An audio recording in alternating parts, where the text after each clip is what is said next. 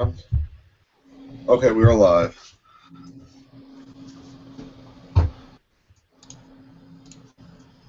Welcome, everyone.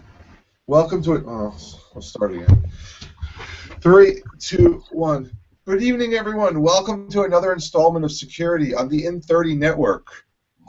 This is episode 47, and we are taking it a little crazy because that patent of episodic content actually did succeed, and CBS did get sued for lots of money. But good thing we don't make any money, so nothing of nothing is still nothing. But we have Tom today, and he gave a talk last week that apparently everyone is still reeling over. So I'll let him explain to you what he was talking about.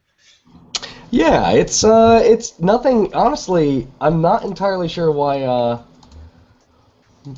it's really been sort of propagated. I don't know why people like this so much. I think it's a stupid, simple little talk. I had to put it together quickly because we needed a speaker for Ohio InfoSec. So I just put together some of the pitfalls around two-factor authentication. And I won't go through the full giant thing, but I'll show you some of my slides. And it's relatively simple. Now I'm going to try to share this. This is live podcasting, so this may or may not work. Real-time demo. There you go. Can you see this? It's two-factor general discussion. So there's my stuff. You know me. But what's two-factor authentication? Everyone knows already. It's a password or an access code, plus either a code or positive verification from another device or application. This thing is pretty cool. If you can see my mouse cursor, it's a two-factor authentication device that you actually have to put a PIN into, and it gives you a code. So it won't just give you a code out of the blue. It's kind of nice. It's mostly seen over in the UK.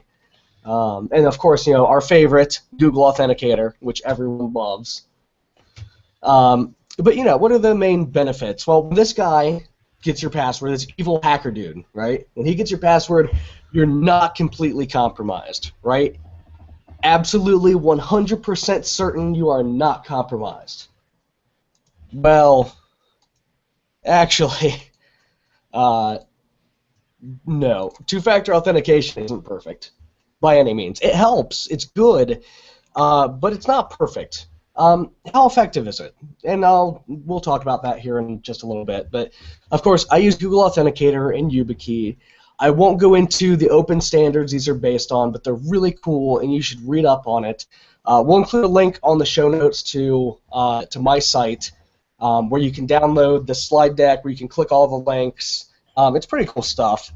We've had YubiKey on the show before. Those guys are great. There are attacks against YubiKey. They're hard to pull off, I will admit. But neither of these solutions are perfect.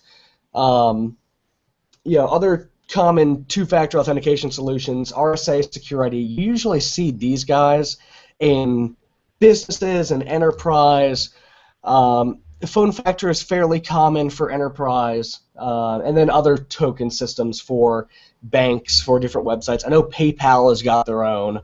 VeriSign, I believe, has got their own. There's tons of these things around, and we'll go through a couple of these. So, RSA Secure ID, based on totally proprietary lockdown technology, RSA very securely controls the keys, but it could be vulnerable if the company itself is compromised. Which it was. We are very lucky that has never happened before. As we know, RSA has worked and does continue to work with government agencies, good and bad, to give out keys, to weaken security protocols. They're just generally not good people. RSA is not a security company. They're a security theater company. And if you have the option, don't give any money to RSA. They should be avoided at all costs. And, as we've said before, we covered this, RSA was very badly compromised. It was horrible. And this here is a link to one of the main stories on it. But they lost a bunch of keys and basically got away scot-free. Just reissued some stuff. It cost them some money, but there was everyone continues to use them, and I still do not know why. Phone factor is interesting. You'll get a text message or a phone call, and this might have changed. They might have changed the protocols, but it used to be it just asked the user, hey, do you want to allow access? And it'll give some links like no or yes. Well, it turns out that because humans are humans, we don't want to break anything. We don't want to like break email connectivity or something on our phones or have something disconnect or it's really difficult to get people to click no. Everyone would just click yes. There's a pen tester by the name of Dave Kennedy. He's a fantastic security guy, one of the best. I met the guy. He's fantastic. He was working on a job where a company would legally hire him to test their security, and they had phone factor. And apparently, when the users got the text message that says, hey, someone's trying to access your account, do you want to allow access? Every time, they would just click yes, each and every time. And he's never encountered a situation where somebody clicked no. It's pretty ridiculous to think about, but that's what happens in real life. So there's some takeaways from that, too. So with Google Authenticator, here's some things that you can use to attack two-factor authentication, specific attacks against these. For Google Authenticator, if your phone allows debug access on USB, and Android users, pull out your phone, go to your security settings, check this right now. If you have debug access turned on and you're not actively using it right now, turn it off, because you could use ADB and actually pull keys from the phone.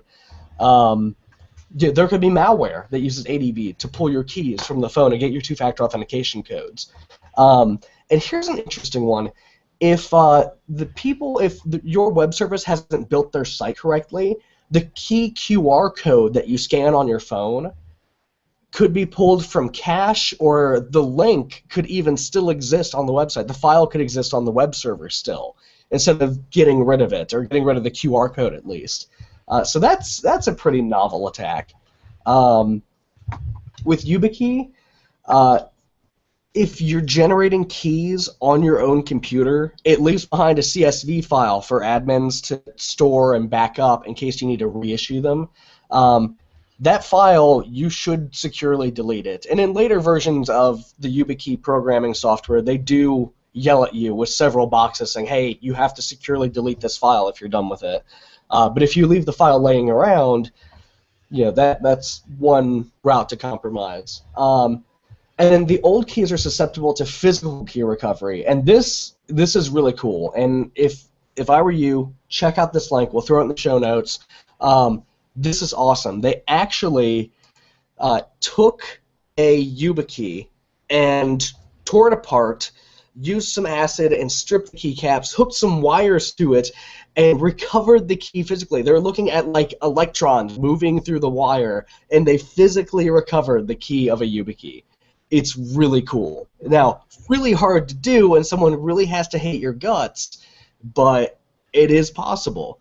Some other things on here. With RSA, of course, the keys are stored at RSA. If RSA is compromised, game over. And it's proprietary technology. It might not be really secure. They might use a really bad random number generator.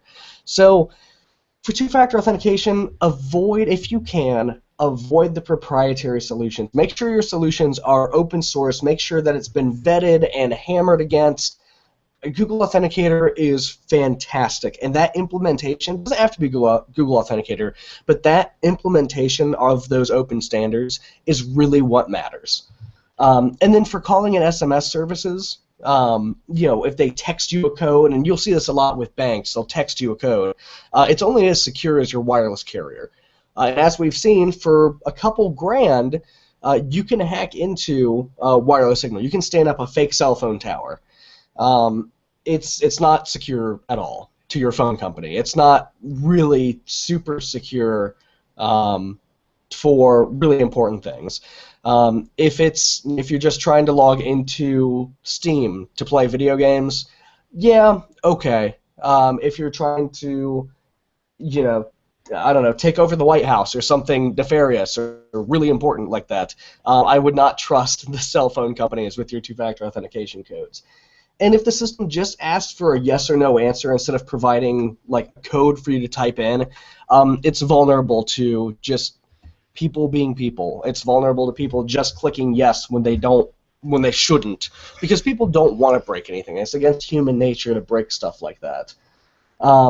Here's some generic problems, and this is really kind of the crux. This is the thing that people are really paying attention to today. In many cases, customer service can totally bypass two-factor authentication to a ridiculous level. And we've talked about this here on the show before, that if you socially engineer customer service, they can reset passwords, they can give people access to your account, and they can totally turn off two-factor authentication.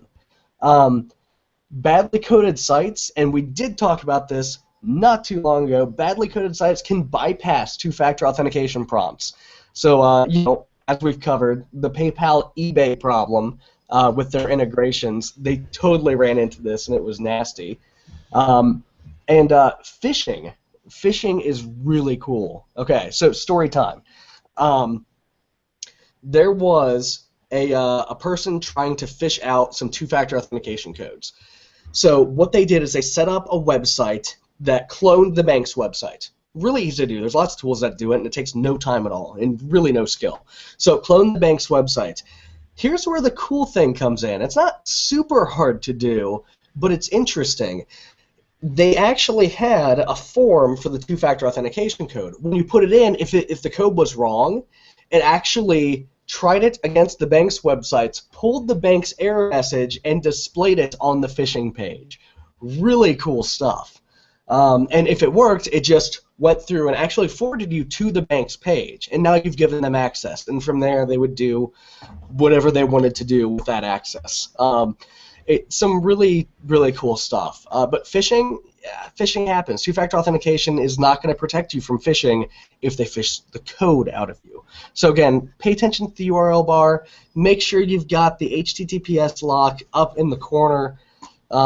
Basic stuff like that. If there's grammar mistakes, don't type in your password willy-nilly just everywhere.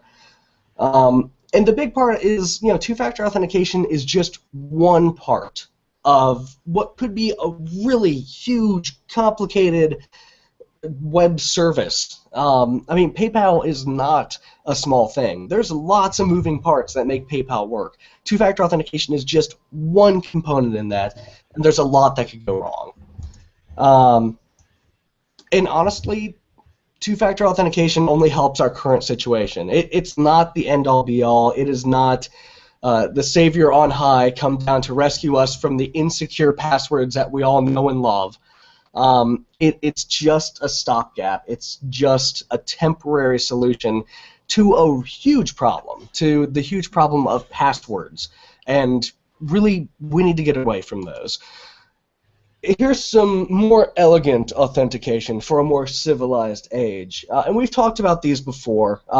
We even had on a representative of the FIDO Alliance. I truly believe one of these two solutions will be the de facto standard going forward, either using something on your phone or using SQRL or whatever it may be. It'll be a system like this. It'll be a challenge response sort of system that doesn't use passwords. At least you don't type passwords into a web page, because it's ridiculous. And we'll look back on passwords and say, wow, that was easy. Why didn't we get rid of these before?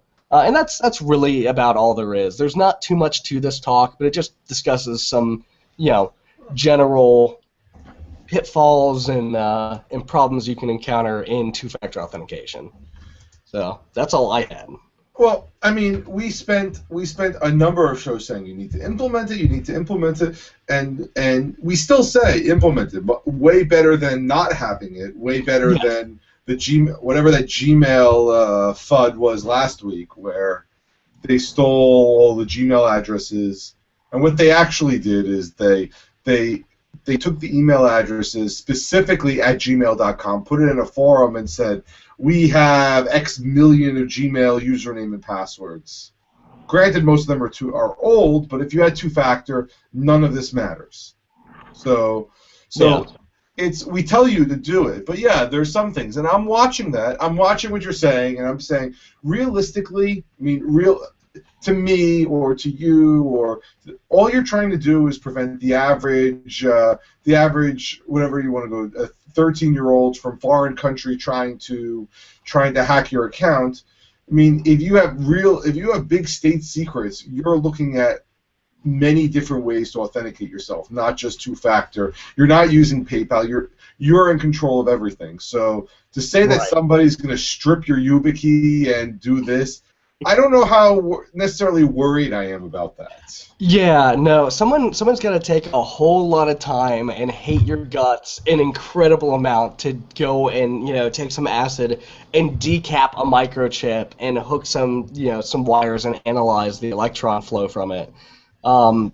It's definitely, if you have the option, enable two-factor authentication.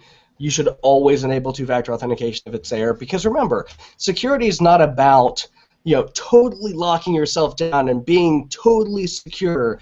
It's really about making yourself the smallest target you can possibly be, and enabling two-factor authentication makes your target that much smaller. I mean, it really helps, but it's not enabling two-factor authentication, as we've seen with the iCloud hacks, as we've seen with the iCloud stuff. If it's not implemented properly, it won't help you. So it's a give and take. You've got to do your part by enabling it, but you have to make sure the web service or company you're using is doing their part to make sure it's implemented properly. I mean, you're given an RSA key from your company. Your company gives you an RSA key or whatever it is. They tell you to use it. They tell you, oh, if you want to log in, you're going to have to type this in. At some level, I don't know if you really care. You're like, okay, this is what they give me. I did exactly what they said. They want me to change my password every 90 days and put this in. Okay, fine. I'm going to be secure. It's the person, the CTO of the company, who says, well, do I trust RSA? And again, yes, there's a lot of money in trying to hack RSA, but a company that's trying to be slightly more secure is generally safe. With all of these, you're generally safe. You're way better than not having anything. But exactly, and that's really what matters. Is am I hurting myself by implementing this two-factor authentication? Even am I hurting myself by implementing RSA? Two-factor authentication. Let me qualify that. By implementing RSA's two-factor authentication. No, you're not necessarily hurting yourself. You're not making yourself less secure by having it. How secure, how much more secure you're making yourself, that could be up for debate, depending on your company, too. Well, I mean, the other thing you didn't mention, and I don't know if it's necessarily a pitfall of two-factor, is all these websites now, in order of convenience, say, would you like us to trust this computer? And generally the box is checked. And that's really annoying because you're going to a public computer and you forget to uncheck that box. Now you have to go into your settings, if you know how to do this, and deactivate all the trusted computers, and you have to start this whole process over again. And if you're just trusting computers just left and right, then what's good is two-factor. Yeah. It's only good for the computers that you've never touched, and frankly, it's a lot of these attacks could happen on your own computer. If it's malware-based, it's happening on your own computer. They've got access to your browser, your cookies, all this stuff on your system. So, I make it a habit that, except on the most trusted computer I own, I probably have like 2 computers that I would leave that box checked on. The rest of them, even my work computer, which is encrypted to the hilt and it's got all the great security software. No, I don't check that box on there. I don't trust my work computer either, but that's because I know what's behind it and I know I should never trust it. But that's a different story. And look, we said that we tell you how great two-factor is. We had people from YubiKey on, we had the LastPass people on. We want it to work. Passwords are bad. People can't remember them. They force you to change it. I mean, now you have this added benefit you don't have to remember anything. You just have to remember to have your phone on you, which you have anyway. Or in Apple's case, which most people do, all you got to do now is put your thumbprint. Yeah. So you did your talk. The real topic I want to talk about, this leads right into it, is when is security too much? Like when do you start saying, I don't believe I have to do X, Y, and Z. Like we talk about, I got to take, not the security theater like you take your shoes off at the airplane, but you have to walk through 3 different security checkpoints to get to your desk. Yeah. And yeah, and it really depends on the situation. It depends on your company. It depends on what you're trying to protect. Like I have it at my work, I'm not allowed to install software unless I get 30 different approval notices because they want to secure the network. And while that's great, it hurts me and makes it easy for someone who just doesn't follow those rules. Like they just put it on. And then something bad happens or whatever it is. So they limit this. They make me jump through hoops, but other people, presumably my students, can do whatever they want, and they chalk it up to, oh, I didn't know. And they get whatever punishment they get. They get suspended for a few days, and they come back, and they're under 18, so nobody else knows about it, and they get away with it. Or you see the companies that make you change your password every 90 days.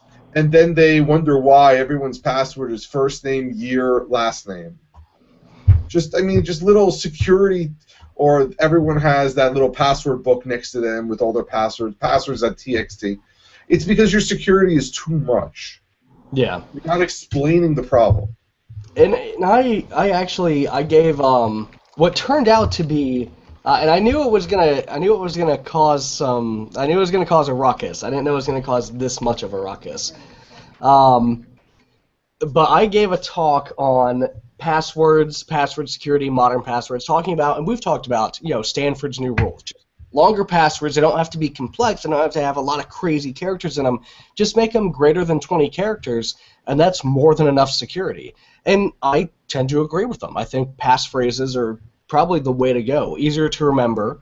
Yeah, we're going to get word list attacks, but honestly, it's way easier to put in a passphrase and way more security to put in a passphrase to dissuade those brute force attacks. It's harder to do it, harder to write the attack for it. But a company forcing people, and again, this is the controversial bit of the talk that got things thrown at me and people yelling. Mandatory password changes will cause your users to choose bad passwords. It will cause people to choose passwords like, I've got a list here. So, and I'm going to throw up just the slides so you guys can see what I'm seeing here. Passwords like monkey01, or here's a common one, password 14 May, and then they've got to change it in 30 days, so they put in password 14 June, and that just continues, and they do it every month because you are forcing them to change the password, and frankly, they can't remember the crazy passwords with the crazy rules, so they pick something that works, and then they increment it. They choose something that is really easy to add a 1 onto or increment one number, or they'll choose one password and just keep bumping up the number by 1. Those are terrible passwords. Well, we tell everyone, famously, correct horse battery staple, 24 characters with the spaces. People say, oh, I need a longer password, passphrase. They go in, they put it in, oh, you forgot a number. Okay. So they add a 1 to the end of it. The correct horse battery staple 1. Oh, you didn't put a special character. And people are like, just can you either tell me all the requirements, or, and I don't think Stanford's idea was that revolutionary. The longer your password, the less special cases you need because it's so long. We're telling everyone put this long password in. Oh, but it needs this, it needs that, it needs the other thing. So just to make that work, you get frustrated. Just to get, oh, you need at least 8 characters, you need an upper, you need a lower, you need a number, you need a special character, but it can only be these special characters. We can't do these other special characters. Or you use something like LastPass, they put some 64-character nonsense, and then you get, oh, it's too long. Yeah. No, it's ridiculous, and this is a pretty controversial topic, but, forced password changes hurt security. They don't help it at all. Because, think about it. Think about what happens if there's a compromised password. Are they going to go, oh, wow, look at this. Bob, look at this. I've got a password here. This one works. You know what? I've got an idea. Let's wait 91 days, and then we'll use it. Or let's wait 2 weeks, and then we'll use it. No, that doesn't happen. If a password works, if it's malware, if it's an automated attack, and they get a password that works, it's going to start attacking immediately. Whatever they're trying to do is going to start working immediately. They're not going to wait for the password change. They're not going to sit on it. The only password changes help are the silent stalkers of malware that don't install some other remote control software. And let me tell you, that stuff crazy uncommon, because if you've got a malware infection that wants to stay on your system, it's not going to keep using your password. No, it's going to install, a Metasploit backdoor. It's going to install something that calls home and talks to an IRC server, and now you're part of a botnet. It's going to install another remote control program. It's not just going to sit around and use that password. Can I ask Great this? passwords shouldn't expire. Well, I was going to just ask, is it good practice to say, you know what, we require you to change your password once a year? I don't know. I understand that. I mean, once a year is long enough, but I mean, then I can see that the person just puts 15, 16, 17, 18, 19, 20. I don't think so. Honestly, I couldn't recommend that. I would recommend, if you make a great password, if you make, a 20-plus character passphrase, that shouldn't expire. You can change it if you want, but great passwords shouldn't expire. Just plain and simple. And I don't know why we can't give. I don't know how much I don't know how much an RSA dongle costs. I don't know how much a non-RSA dongle costs. But I mean, I don't know why we couldn't outfit the company with some sort of dongle device and say, you know what, we don't care how long your password is. You got to put this code in every 30 seconds. Yeah, and that gets overbearing too. And things like YubiKey would make that easier, but I mean, it's really hard to ask people to do that, because the thing you don't want to do, if you're the IT security professional for your business, you don't want to be so overbearing that you start hampering productivity, because the moment you hurt productivity, you're either getting fired, or every security initiative you've put in place that even makes things a little bit harder are getting rolled back, are getting just pulled out and taken out of the system by someone that's above your level. And it's presumably you've pissed off that person above your level. Yeah. And they can't remember their password, and now they forgot their key at home, and now they have to call somebody, and that stops them. Yeah, and there's lots of great ways to implement security things that make people feel good, that are actually helping things, and don't hamper productivity too much. I mean, think about it. Think about if you came and said, hey, look, your passwords have to be really long. And everyone groans like, But you don't have to use numbers or special characters or capitals or any of that weird stuff. By the way, they never expire. People would probably start standing on their desks and applauding you and going nuts. That's one thing that people would really love to hear. And it's also a big win for security. And all you have to tell them is, here, if you need it, go find your favorite passage. Oh, I don't want to do that. Favorite passage in a book that's a sentence, memorize it, and that's it. The problem is they have the dictionary, like you said, right, on phrases on the most popular books. Yeah. Choose 4 random words and put it in. But still, 20 characters will still take a while. It's not a silver bullet. It's not perfect, but it's better, and more importantly, I hate to say more importantly, but it really works out that way. But more importantly, it's easier for your users. And if you give them the opportunity to make a great password that doesn't expire, they will blow you away. They will do it each and every time. If you trust your users to do the right thing and give them the system to do the right thing, if you're not overbearing about it, I believe that they will. If you coach them through it, if they understand what they're supposed to do and why, I truly believe that they'll make the right decision. And I think you need to explain to them when you're doing new training, new orientation, say, hey, look, you may not understand the security. This is why we have it. This is why we want a long password. this is how easy it is to get this information. Just make it a long password. I have a feeling like you said, they'll surprise you. Yeah, I mean, I don't think it's that hard of a thing to do, to be honest. And I will admit, and I have to throw this disclaimer in there, that yes, I understand there are two sides to the mandatory password changes issue. I'm not totally opaque, and I realize that some government compliance actually requires mandatory password changes every so often. And honestly, without changing that law, without changing that compliance, there's not much you can do. And it's unfortunate because it really hurts security. And with compliance, you have to comply. I mean, I know that sounds weird, but if somebody tells you to do something, you have to comply with it, and it's not their fault. Don't hate the player. It's the government says you have to do this, and you have to do it.